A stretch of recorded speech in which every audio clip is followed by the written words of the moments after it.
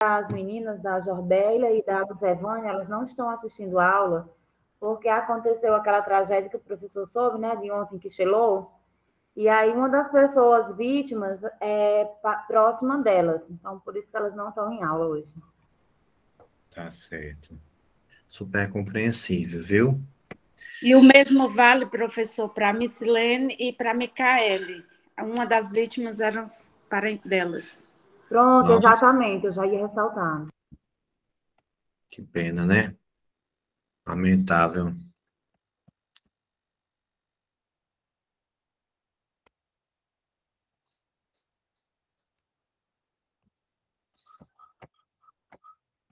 Então, pessoal, vamos continuar.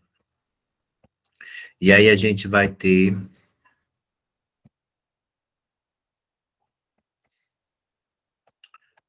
o panorama, né, da educação já na República Democrática, né?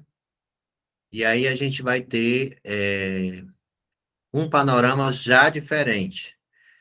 A redemocratização do Brasil,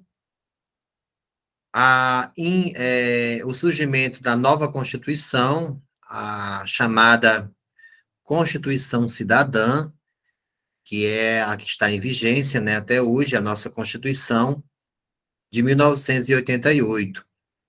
E aí vai estabelecer princípios gerais da educação nacional, no seu capítulo terceiro, na primeira seção. E aí, a educação na Constituição Federal vai estar preconizada como direito de todos, dever do Estado e da família.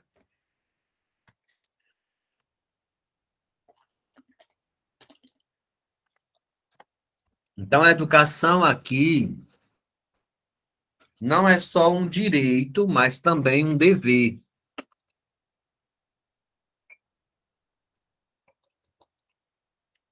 Então, a gente vê a, a educação tratada de maneira bem diferente no Estado democrático, não é? E quais são as implicações que uma lei como essa trazem?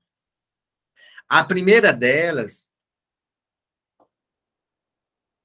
é voltou a responsabilizar a responsabilidade do Estado de prover um sistema nacional e entre as principais estruturas mínimas, né, é a própria vaga, né?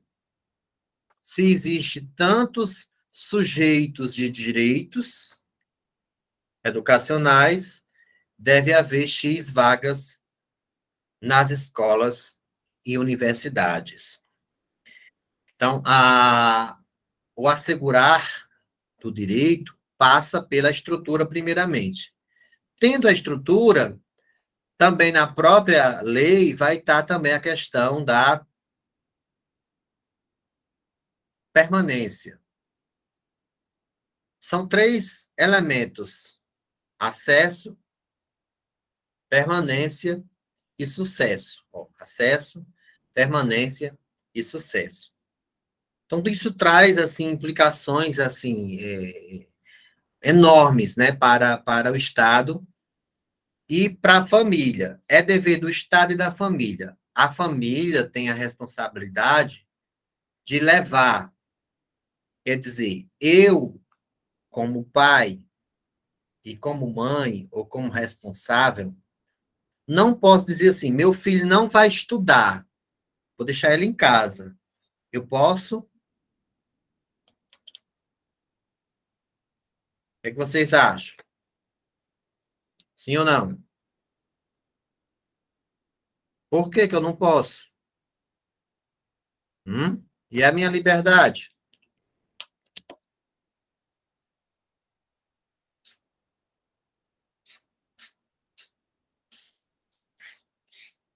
Hum?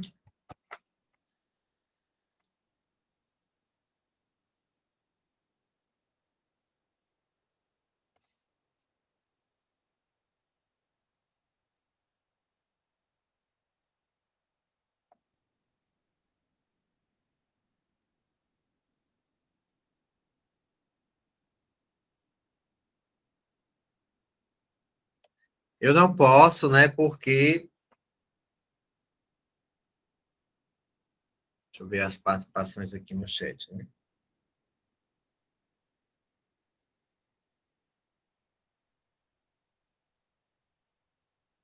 Porque é um direito da criança. Se é um direito da criança, eu não posso privá-lo, né? E como responsável por ela, eu preciso, pelo contrário, procurar. Tá aparecendo os slides aí, tá, pessoal? Sim. Sim.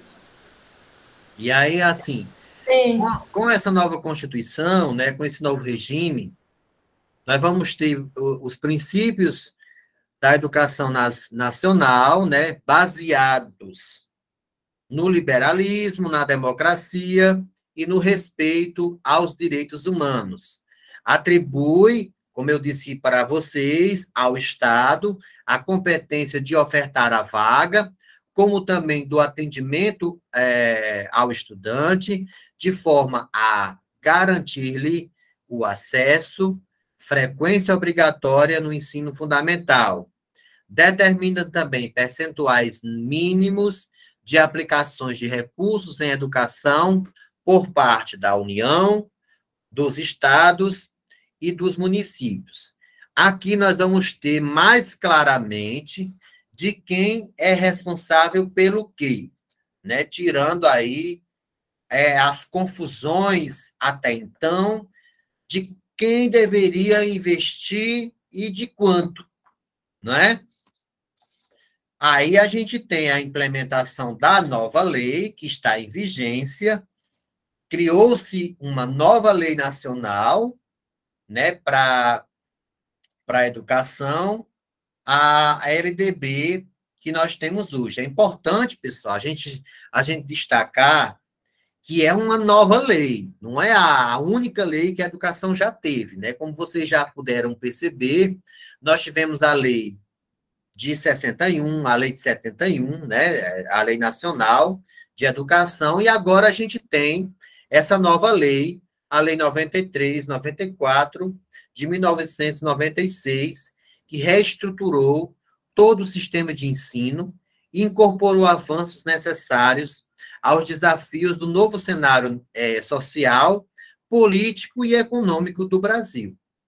Entre os pontos principais da nova lei, vão se destacar o que a gente hoje conhece. Prever níveis. Quais são os níveis de educação? O nível básico e o nível superior.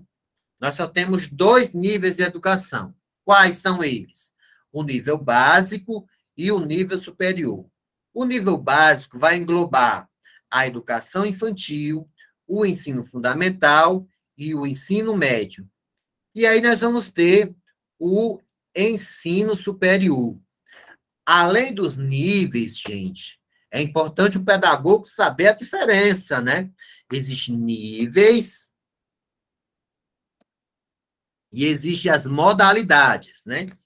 As modalidades de ensino são para atender às peculiaridades dos sujeitos. Aí a gente vai ter a educação especial, a educação de jovens e adultos, a educação indígena e quilombola, a educação profissional, né?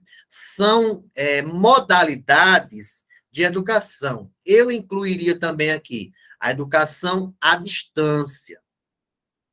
Modalidade vai dizer respeito sempre ao modo como essa formação ela se processa, né? Eu já disse para vocês em falas anteriores, educação especial, como o próprio termo já se propõe, ela existe para atender a uma peculiaridade educacional. Eu vou até trazer aqui, deixa eu minimizar esses slides aqui para vocês, trazer para vocês como que alguns dispositivos legais sobre a educação especial, tá bom? Para que a gente possa ter um entendimento mais mais forte, né?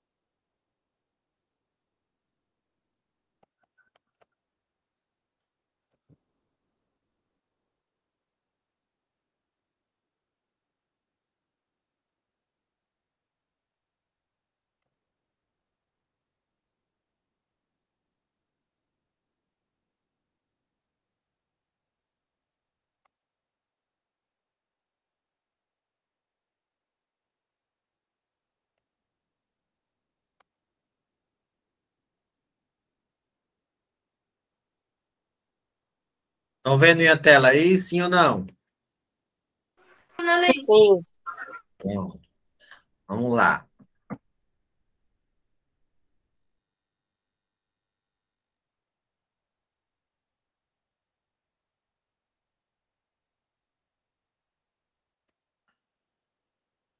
Ministrei essa palestra lá em Saboeiro. Ó,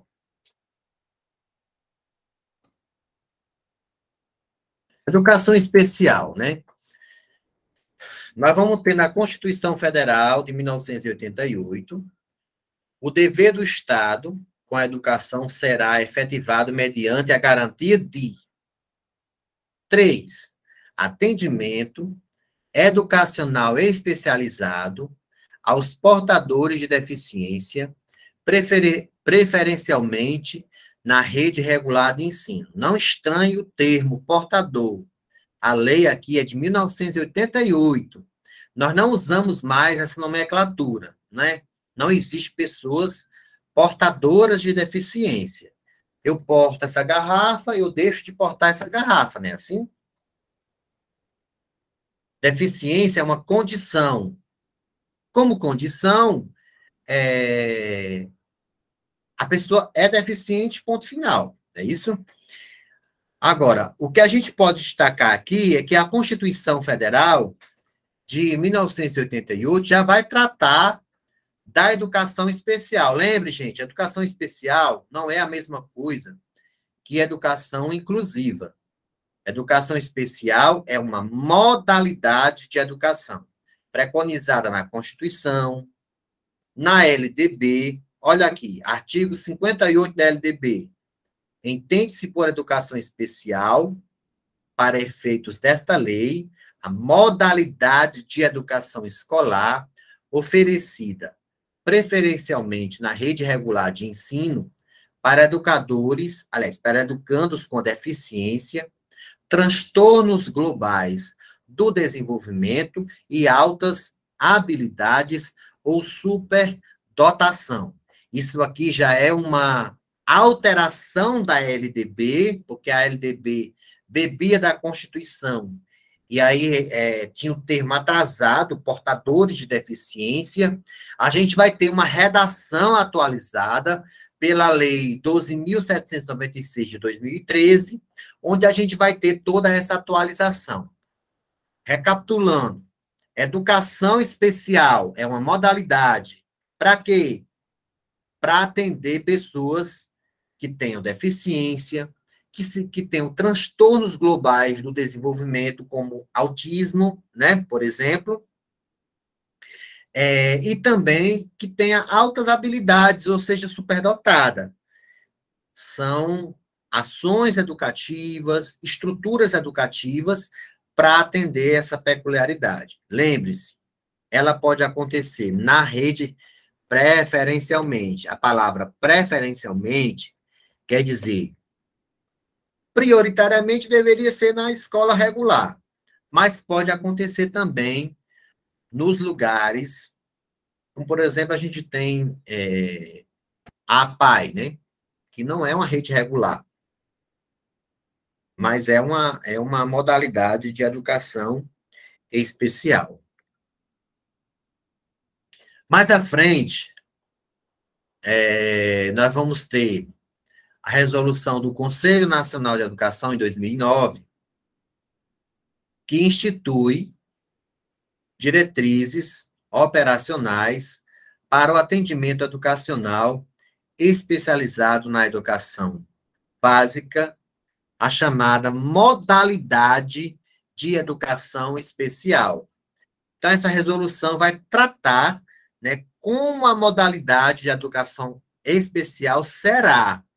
Então, a educação especial, de acordo com o artigo 3º, se realiza em todos os níveis, etapas e modalidades de ensino, tendo o atendimento educacional especializado, o AEE, né, como parte integrante do processo educacional.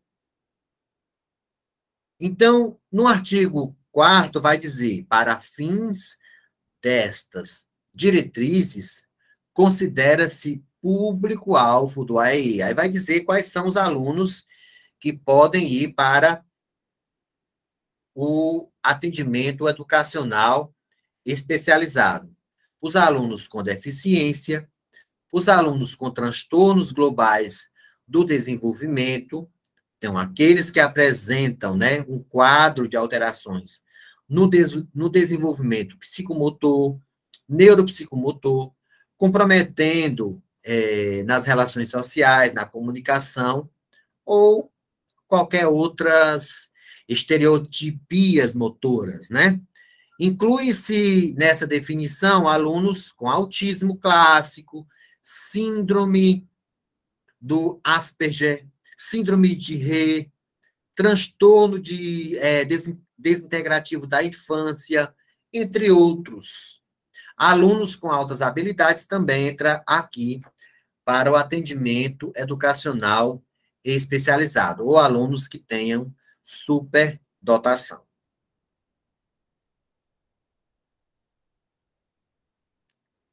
Mais à frente, agora em 2015, a gente tem o próprio Estatuto da Pessoa com Deficiência, que eu recomendo vocês conhecerem.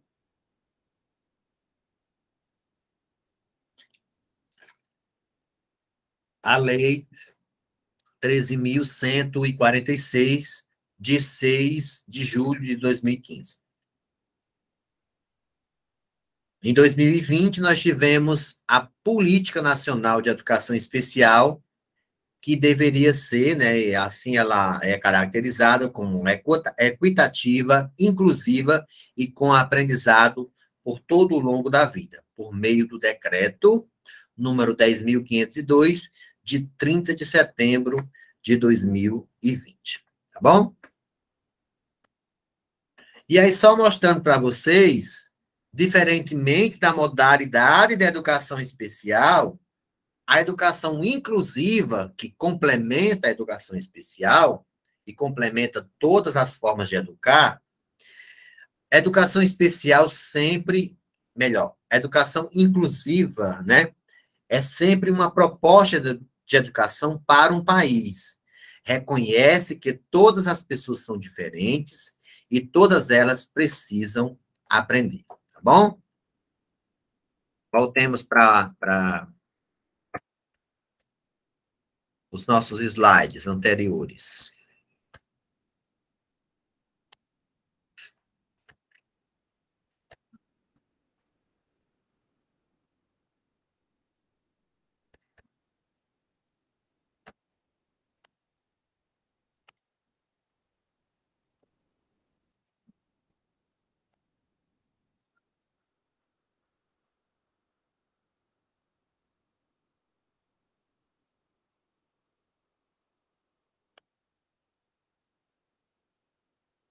Então, a educação, essa nova lei vai prever os níveis. Lembre, nível, nós temos o básico e superior. Dentro dele, nós vamos ter todas as etapas, né?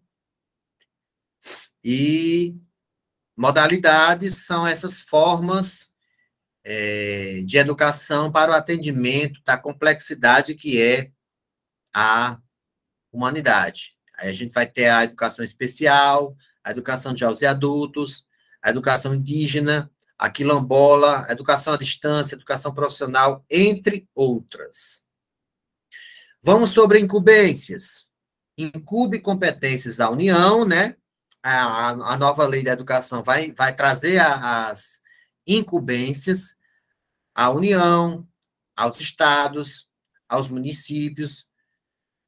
E quanto à oferta de ensino, por exemplo, eu já falei no início da nossa aula, né? Aos municípios cabe priorizar a oferta da educação infantil. Ao Estado, o ensino médio. E à União, o ensino superior. Aqui eu até corrigi, que ao município cabe também o ensino fundamental, né? E ao Estado, cabe o ensino médio e à União cabe o ensino superior. E todos podem trabalhar no regime de colaboração, né, para auxiliar o desenvolvimento de todos os níveis e modalidades de educação. É por isso que tanto a Constituição como a LDB prevê que os estados, os municípios e a União trabalhem em regime de colaboração. É por isso que foi criado, como eu vou mostrar para vocês aqui, o Fundef, depois o Fundeb, né? São recursos federais que são injetados nos municípios para que possa desenvolver cada vez mais o ensino. Também essa lei, gente, a Lei da Educação, vai regulamentar a nova estrutura curricular com uma base nacional comum e outras diversificadas.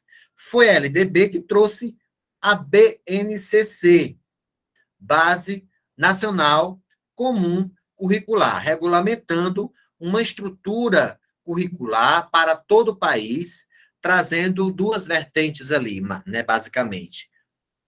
Disciplinas universais para todo o país e aquelas para atender às peculiaridades regionais. Recomenda a verificação do rendimento escolar por meio de avaliações contínuas e contextualizadas, prevê regras flexíveis que visam a inclusão das pessoas com necessidades especiais na rede regular de ensino. Lembra do PNE? Né? Plano Nacional de Educação.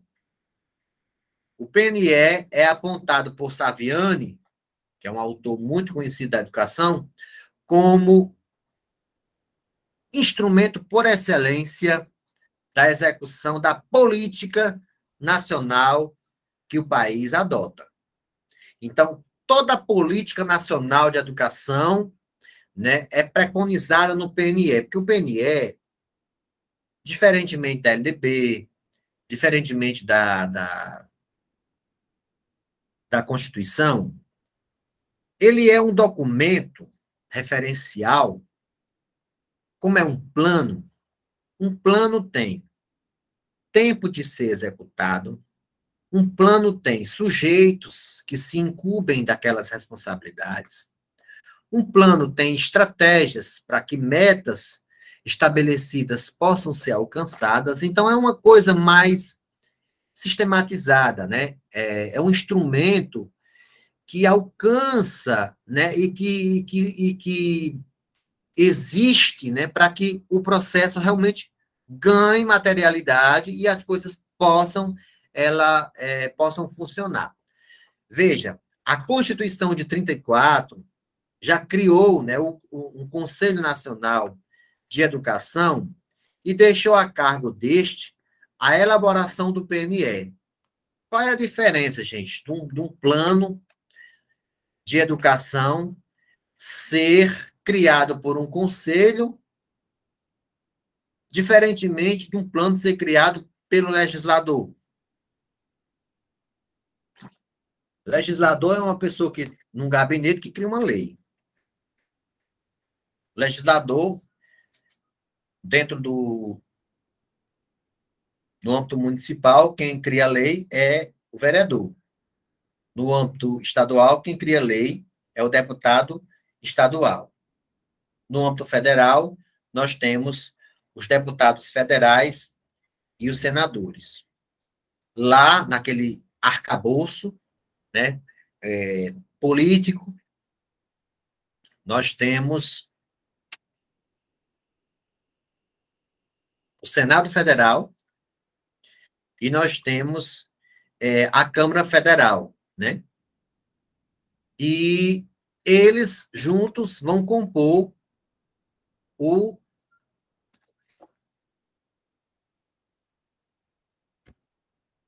Vou aceitar que é uma pessoa que quer entrar.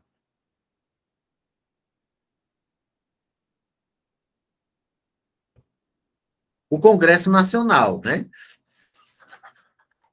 E aí o legislador, ele vai criar ali já chegaram várias intenções, vários projetos de lei e são votados e vira lei nacional, né? Me respondam aí, pessoal. Um plano nacional de educação sendo criado por um conselho, qual é a vantagem disso?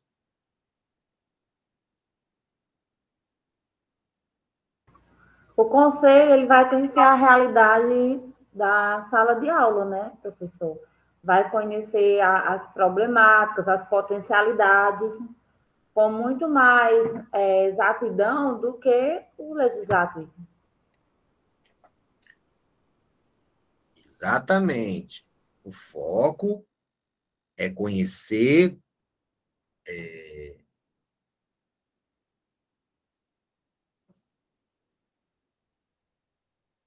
Larissa pergunta aqui. Larissa, depois eu falo sobre o homeschool, tá? Ele já está sendo implementado no Brasil? Não que eu conheça, respondendo já a sua pergunta.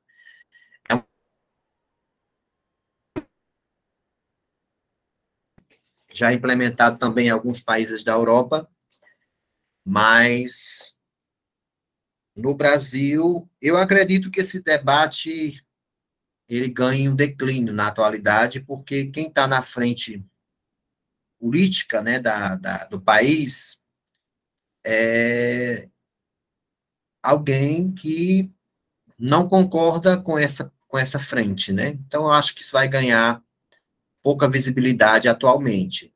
Mas é uma questão que vai se, dependendo do movimento político do país, isso vai sendo trazido à tona, e é claro que a gente precisa debater, né, das vantagens, da importância disso para o nosso cenário. Será que o nosso arcabouço cultural, ele comporta isso? Será que a gente tem condição de implementar isso no nosso país, com a estrutura social que nós temos, né? São questionamentos que a própria história pode responder, né? A Kelma diz assim, o Conselho conhece as dificuldades enfrentadas no dia a dia. Exatamente. Porque por isso, assim, foi muito, muito legal, né, o Plano Nacional da Educação ter sido elaborado por um conselho. Primeiro, porque um conselho, como o próprio nome já diz, um conselho é por representação, né? Então, ali nós vamos ter a comunidade escolar representada, nós vamos ter cientistas da educação, nós vamos ter técnicos que conhecem tanto a questão científica do processo de formação humana, como a realidade social, aonde esse processo vai acontecer, lá na base, lá na escola, lá na comunidade, né?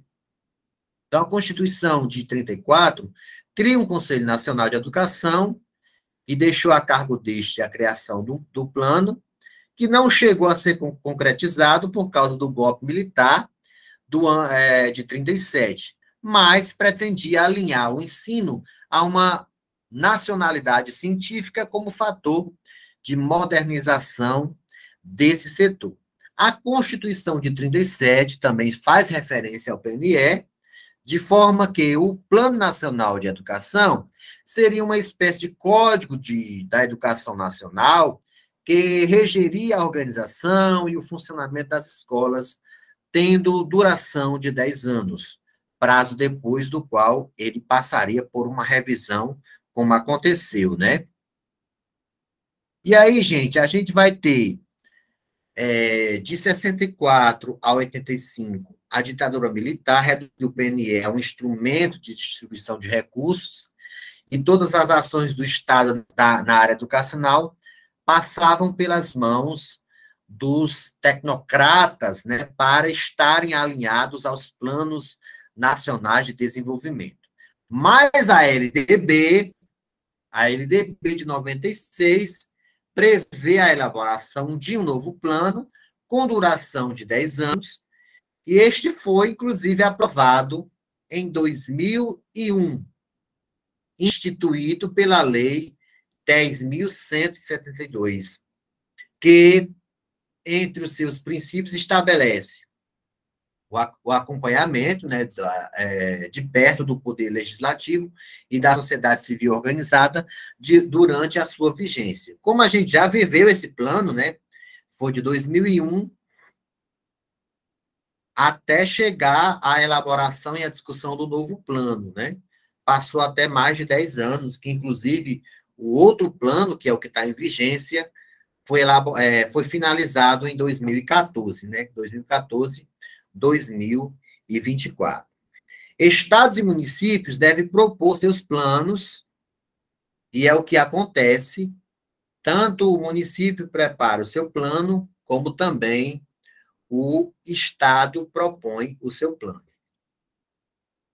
Promoção do nível de escolaridade da população, tem que promover, tanto que o município deve fazer seu estudo, o Estado deve fazer seu estudo de como anda a escolaridade da população.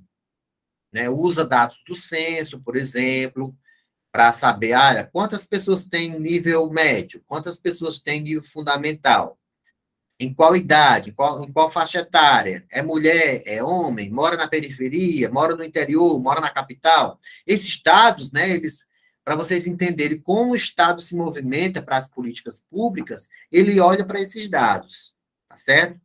Segue o princípio constitucional e a LDB quanto à necessidade de democratização da gestão da escola pública. Esse movimento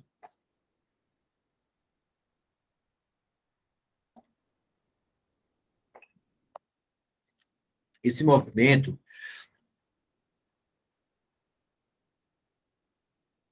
eu ver aqui a participação do Tadeu, né? O Conselho tem aquele entendimento na diversidade em que acompanha, muito bem, né? Em relação também à convivência escolar, exatamente. O Plano Nacional da Educação, ele vai seguir os princípios estabelecidos lá na Constituição Federal e também na nossa LDB de 96, quanto à necessidade de democratização da gestão da escola pública. Aí uma perguntinha que não quer calar. Como anda a democratização, o processo de democratização da escola do município aí de vocês? O que vocês entendem por gestão democrática? Vão me ajudando aí?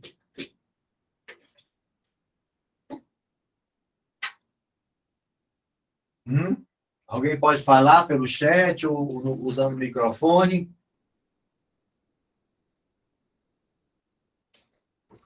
Por exemplo, professor, essa questão da gestão democrática, um dos exemplos muito presentes nos municípios, e não só no nosso, mas em vários outros municípios, é a escolha de diretores, por exemplo, para as escolas, que deveria ser um processo, segundo a lei, né, um processo mais democrático, escolhas feitas a partir de processos seletivos. E, assim, muitas vezes a gente vê que isso não acontece. Acontecem essas escolhas por meio de outros trâmites. Então, isso seria um exemplo de algo que não é democrático. Isso, exatamente. Esse livro aqui, eu usei como base, inclusive, para o meu trabalho. Eu fiz uma especialização, e à época, eu trabalhei a questão da prática tutelada. O que é a prática tutelada? Hoje a gente tem eu vou chamar de evolução, né? A nível de Estado. O Estado do Ceará. O Estado do Ceará, ele tem as regionais de educação, que são as CREDs, né? As coordenadorias de desenvolvimento da educação, né? As CREDs. E ali tem um conjunto de municípios que pertencem àquela coordenadoria, né? Aqui, acho que Quixelô pertence à CRED 16, não é? É sim. Quixelô pertence, isso. E Quixelô, aí nós temos a CRED 17 ali em Icó, nós temos uma CRED também aqui em Senador Pompeu, e vai se dividindo dentro das regionais para atender uma série de municípios. Dentro a nível estadual, o processo de gestão das escolas já é de forma democrática, né? Nós temos lá o servidor, que já tem o mérito de ter passado num concurso público, né? Aí já é um processo seletivo, e ele submete-se a uma eleição dentro da escola, e participa desse processo ali a comunidade, os discentes, os próprios professores, toda a comunidade escolar. Permite-se e favorece, né, a organização também da própria comunidade escolar. E existe o conselho, tem o conselho municipal, o conselho... e tem também os conselhos que são criados dentro das escolas, dentro das comunidades, para trazer maior representatividade dessas frentes. A nível de município, alguns municípios fazem esse processo seletivo para escolher os gestores, que aí podem participar desse processo. Quem é concursado ou quem não é concursado, né? E aí não conheço realidade de nenhum município que faça eleição, né? O processo de gestão democrática dentro dos municípios ainda é muito incipiente, mas o que aconteceu com as escolas a nível estadual, eu acredito que com o tempo, não sei, essa transformação pode acontecer a nível de município. Ainda a prática da gestão é tutelada, ou seja, o gestor do município é quem nomeia, né, os cargos para a coordenação escolar, a direção escolar, coordenação pedagógica, os técnicos da secretaria ainda são escolhidos pelo gestor do município, né? Falando de financiamento, a nossa legislação prevê a arrecadação de impostos como origem dos recursos financeiros para a aplicação na área educacional. E é bom que a lei ela fixa um percentual mínimo de investimento, né? 18% para a União, 25% para os estados e os municípios, tal como previsto pela Constituição de 1988. Discrimina o que é despesa com manutenção e o que é despesa com desenvolvimento. A manutenção é aquilo que é básico, manter as escolas, manter os salários, e desenvolvimento é formação, ampliação das instalações, tecnologia, né, investimento na área educacional como um todo. Determina que a União e os estados promovam as ações para auxiliar os municípios nas dificuldades no atendimento à demanda escolar. Prevê também situações privadas possam receber recursos públicos destinados.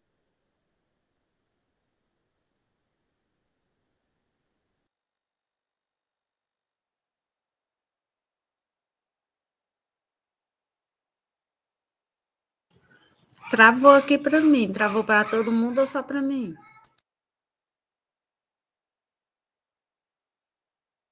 Para mim também. Para mim também travou. Para mim também.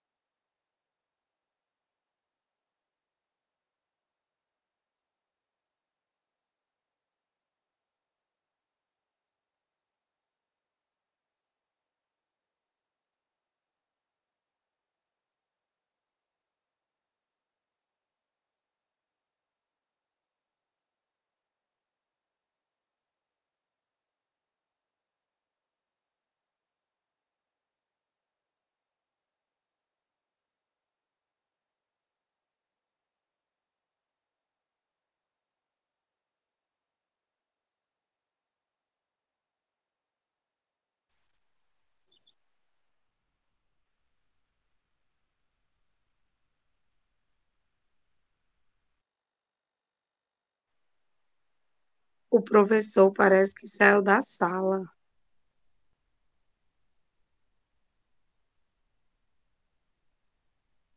Eu acredito que a internet dele caiu.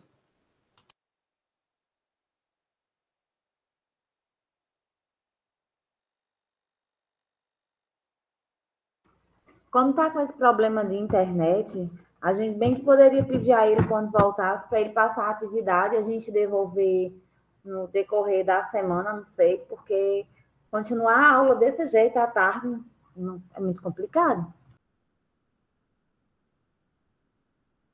Eu concordo com você. É verdade, viu? Eu também concordo.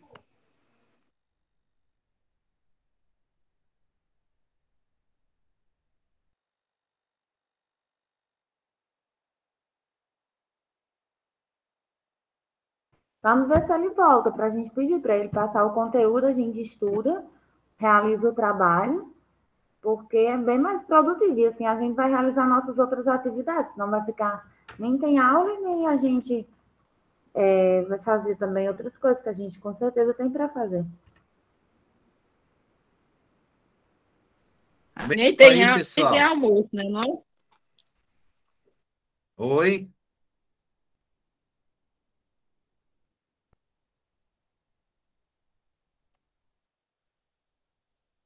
Professor, estávamos conversando aqui enquanto o professor saiu, que devido a essa questão da internet, já está próximo de meio-dia, não dava certo o professor passar os textos, o conteúdo para a gente estudar, a atividade para ser Eu não sabia realizada. nem que eu tinha saído, viu?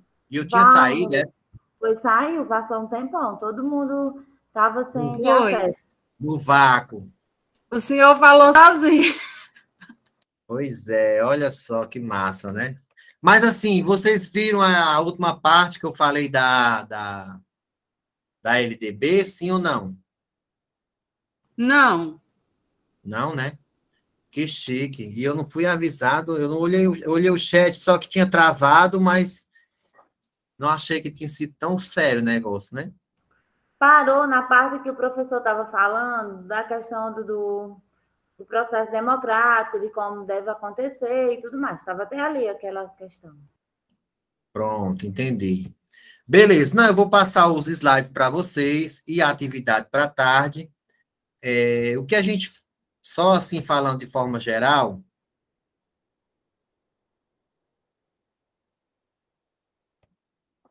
só um minutinho, viu?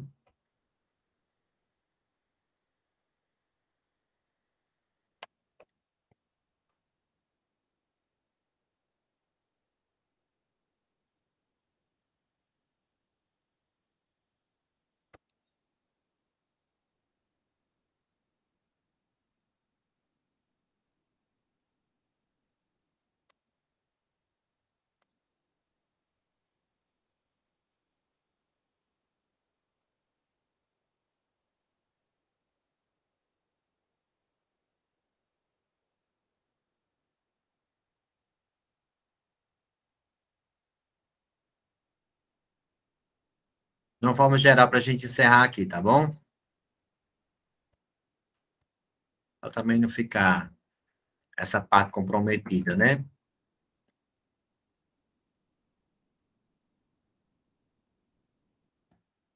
Eu não falei do financiamento da escola pública, não, né? O Fundef, o Fundeb. Fiquei falando sozinho, foi isso? Me atualize aí. Pronto, foi nessa parte mesmo que travou. Tá certo. Então, assim, a gente teve o Fundef inicialmente, né? Porque era um financiamento só para o ensino fundamental, e a posteriori a gente teve a ampliação para o Fundeb, onde os recursos, né, do fundo, que é federal, destinou-se a toda a educação básica, inclusive em relação às modalidades, né? UERJ, educação especial, quilombolas e etc. Tá bom? É só para isso ficar claro. Eu queria finalizar fazendo uma pergunta para vocês. E aí eu queria que alguém participasse, né? Respondesse para mim no microfone, inclusive. Qual foi a relação que vocês puderam perceber das condições políticas para as políticas em educação? Tem uma relação próxima? Por quê? O que é que vocês acharam da dinâmica da aula? Como vocês se sentem agora, tá certo? Vamos fazer uma fala assim nessa linha para a gente fechar, pode ser? E aí eu vou passar a atividade, coloco lá no grupo os materiais, tem um texto para ler e uma atividade para fazer, tá bom? Vamos lá? Quem vai participar? Uns 2 ou 3, para a gente fazer o fechamento.